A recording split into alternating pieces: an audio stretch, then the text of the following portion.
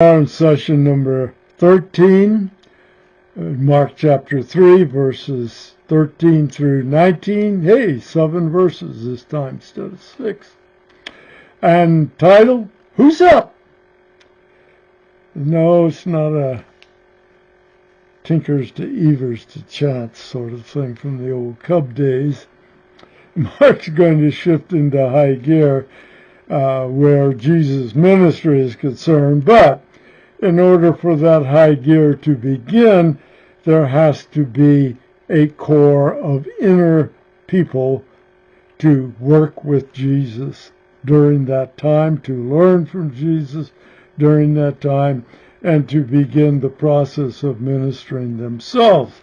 So without a previous introduction, Mark introduces 7 men whom Jesus will add to his inner core of those whom he will instruct and prepare to carry on the work of redemption.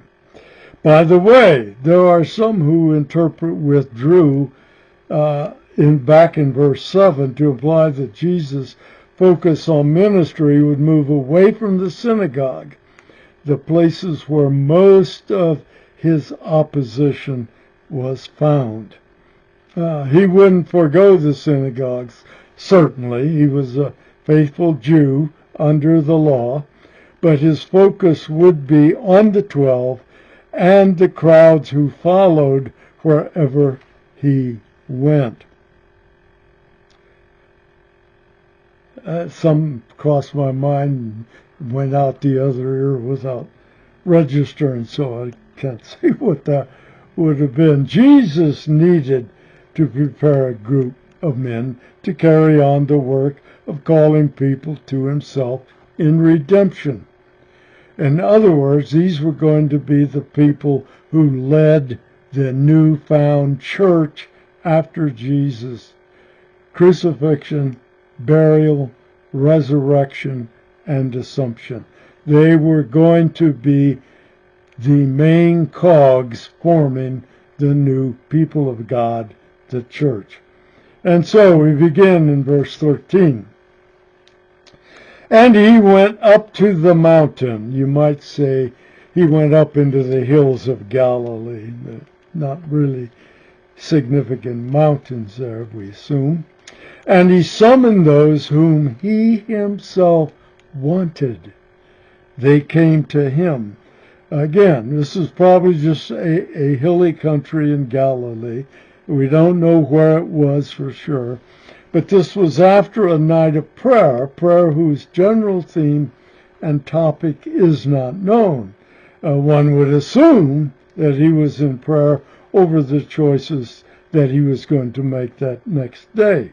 But so far, Mark has only acquainted us with 5 of the 12 that are chosen. But apparently the other 7 were on hand in those accompanying Jesus along the road. While nothing is said, there seems to have been no hesitation on the part of those he called. Apparently, they responded immediately. Note that it was Jesus who did the choosing. The men did not make the decision to join Jesus until they responded to his call. So they didn't seek it out for themselves in this sense. They waited for Jesus to make that decision. So let's see whom Jesus chose and the purpose for their selection. First, in Mark 14, we can find the reason he selected them. It says, and he, Jesus, appointed 12 that they might be with him and that he might send them out to preach. So they were going to be sent out eventually to do precisely the kinds of things Jesus was doing. They're going to take over the work that Jesus began. And if you look at Luke, in this prologue to Luke and to Acts, you'll find him saying that he was going to describe what Jesus began to do and to teach when he was on earth, meaning that what was left to continue that work, those same issues, was going to be these 12. He chose 12, the number of tribes of Israel, perhaps to signal a new startup group of believers who would be the foundation for the church, the new people of God. Excuse me. Now, the early church took these 12 to be symbolic or apostolic leaders in the new people of God, sometimes called the New Israel.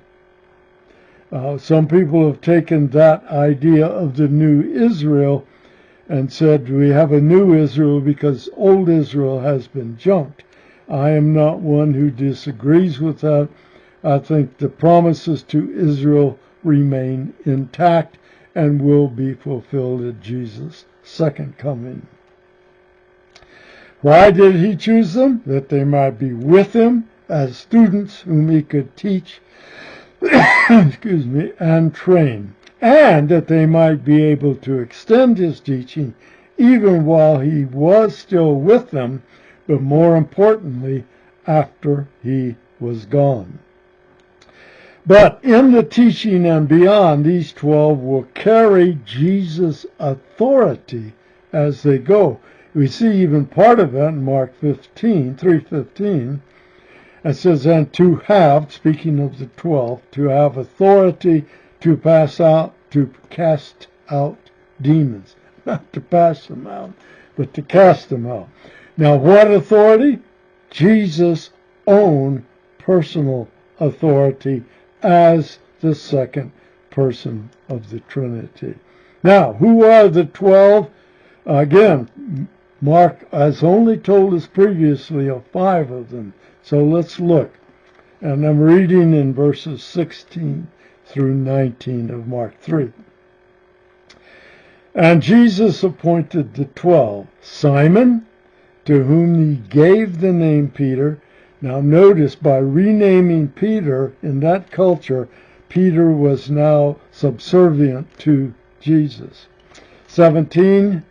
Verse 17, and James, the son of Zebedee, and John, the brother of James. 2 brothers. To them he gave the name Boanerges, Boanerges,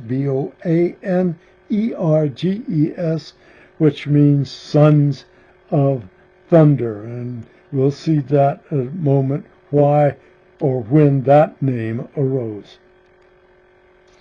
Verse 18, and Andrew, Peter's brother, of course, and Philip, and Bartholomew, and Matthew, there's the 5th one that we know about, and Thomas, and James, the son of Alphaeus, and Thaddeus, and Simon the Zealot, and Judas Iscariot, who also betrayed him. So look at the ands we don't know anything about. Philip, Bartholomew, Thomas, James, Thaddeus, Simon, Judas.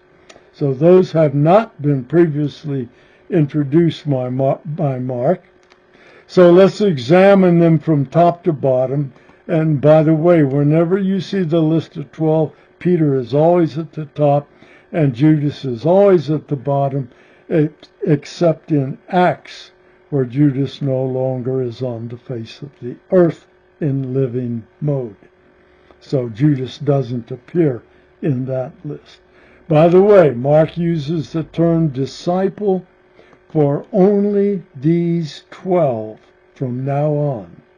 So from now on in Mark, whenever we see the word disciple, it refers to the 12, not to those who are following along in the crowds. First, Peter. He was the first one chosen by Jesus according to Mark's narrative. He was surnamed Simon. As I remember, his father's name was Jonas or John.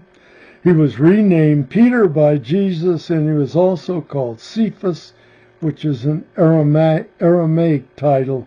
It's the same as Peter in Greek, I believe, if I remember right. According to John, Peter encountered Jesus before his calling, as we see registered in Mark. So Peter had known Jesus personally prior to his calling and to this time of choosing. So Peter was in it from the very beginning. Apparently, Peter was a rash, impetuous fisherman whose mouth often preceded his brain, but who nonetheless seemed to be a faithful Jew. Mark had already pictured Peter as having shown some leadership among Jesus' followers. Remember, after the night at Peter's house, healing Peter's mother-in-law and then the others who were brought, Jesus went out into the wilderness. Peter led the others to finding Jesus, and he was the spokesman to Jesus at that time. So his leadership has already been displayed a bit. Peter, along with James and John, was chosen to observe several special instances displaying Jesus' divinity and glory. The raising of a dead girl, the transfiguration. There are at least two examples where the three were singled out for special treatment by Jesus. I suppose because of the role he knew they would play. Peter is certainly one to keep an eye on throughout this gospel and even into the church age in Acts, where Peter comes to the fore even more. Then we go to James and his brother John. They were also fishermen and friends, perhaps even partners of Peter in the fishing business. The Zebedee family, who had hired men on their boat, was apparently a bit more affluent and connected than Peter, something we'll see later during Jesus' Passion Week. We'll get a chance to see where their connections, the Zebedee connections, ran. The brothers were evidently impetuous, as their nickname Sons of Thunder would indicate. James would also be known as James the Great or James the Greater, and he would be martyred by Herod Antipas early after Jesus' ascension. John would become known as the Apostle Jesus loved, or the Apostle of Love, to whom the Gospel of John and the 3 Testament letters bearing his name are attributed. As mentioned above, the two with Peter made up a trio invited by Jesus to moments of special revelation. Now there's Andrew, Peter's brother. Andrew was following JB and recognized Jesus as the Messiah early on. He may have been the first one who is stated in Scripture to have known that Jesus was the coming Messiah. He too, with Peter, was a fisherman and was called at the same event as Peter. He is also the one who brought Peter to Jesus. Philip was another of JB's followers who switched to following Jesus early on. We told very little about Philip, other than that he was from Bethsaida, as were Peter and Andrew. You can see that in John 1:43 through 51. But we do know he sought out Nathanael and encouraged him to come and meet Jesus. Philip occurs in several major events during Jesus' ministry, so his name's going to pop up from time to time. Well, how about Bartholomew? One of the difficulties here, Bartholomew's not really a name. It's a description meaning son of Talmi. It's hard for us to see that, but apparently Bar is son of, and Tholomew is for Talmi, Talmi. Aside from the gospel list of 12, Bartholomew appears nowhere else in the New Testament. That term as a name to identify a man doesn't appear anywhere else. Since Bartholomew appears right after Philip in every list, many believe that Bartholomew is the same man as the one Philip brought to Jesus, Nathanael. Nathanael, something of God. Interestingly, Bartholomew is never mentioned in John, who mentions Nathanael, and Nathanael is never mentioned in the other three Gospels. So you got Nathanael in John and Bartholomew in the other three synoptic Gospels. Now, where are we? Well, Matthew, or Levi, as Mark has already introduced him, is a tax collector of what stripe we don't know. We don't know how much extortion he undertook. We do have some sense that he had money. He had a house. He put on a feast.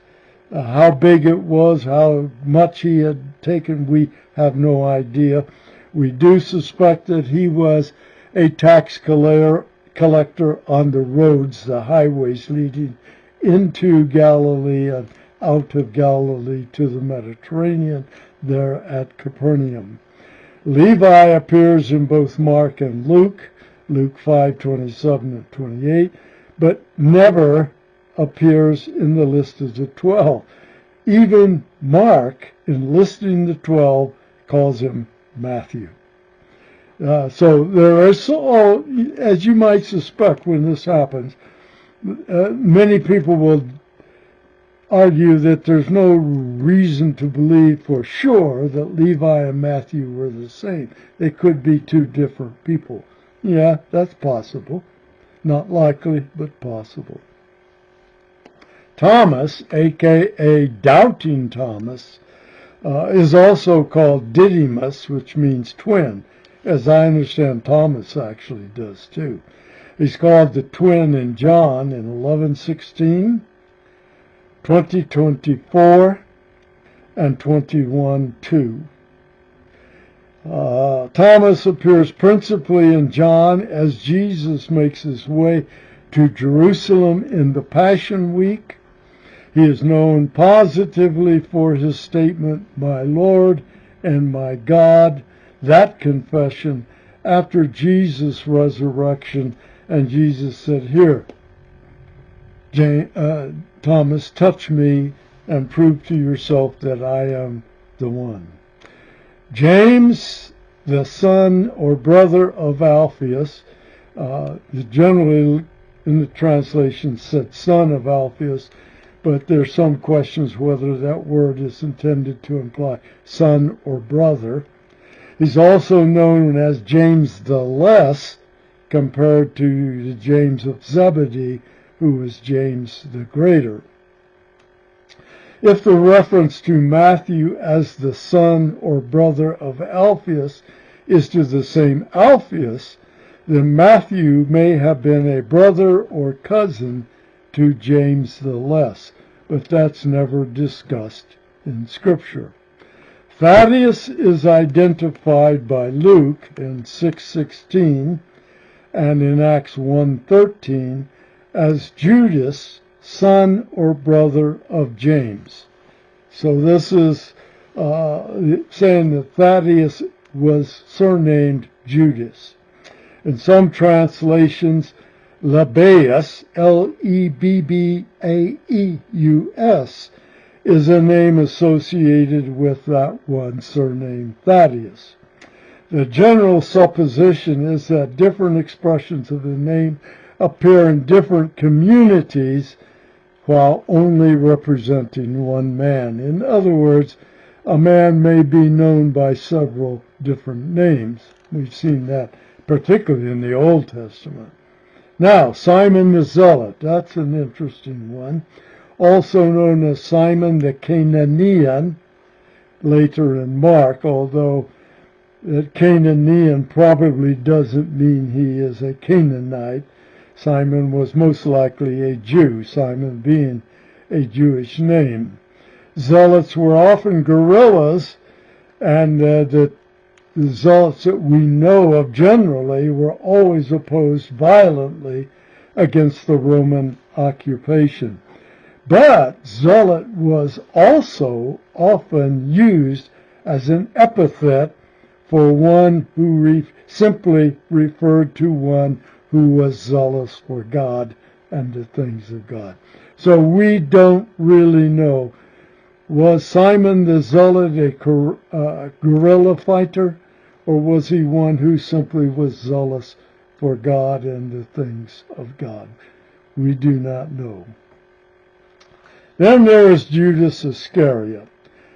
Interestingly, Judas is Greek for Judah, and most assume that he was from Judea, not Galilee.